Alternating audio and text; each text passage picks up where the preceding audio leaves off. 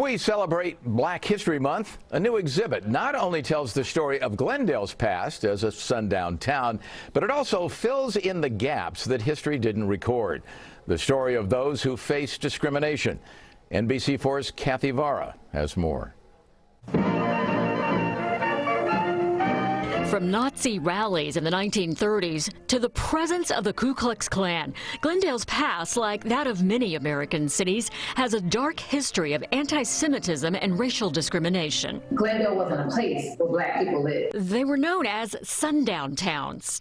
If you were black and you arrived in Glendale, then the police would typically stop you, query you, and you would be informed that you could not stay in Glendale, California. They were essentially all white on purpose. Because the effects of such systemic racism continues to resonate even to today, the city of Glendale made a historic move in 2020, passing a resolution acknowledging and apologizing for the city's racist past. The goal there is really just to face up to our past.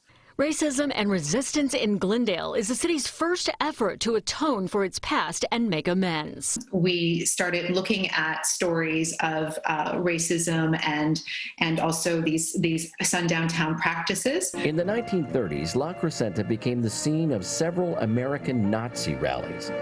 Researchers dug into the city archives but found a gap in Glendale's history. We're really missing the voices of people of color within our own archives, and that in itself is telling of the story. It's part of the story of Glendale being a very white city. The exhibit is broken down into 6 episodes, including the KKK and Nazis in Glendale and modern white supremacy. It can be shocking to see a cross on a hillside, a lit. It can be shocking to see someone wearing a hood over their head and know that that took place in your town. But it ends with a message of hope. It's so important to know your own history.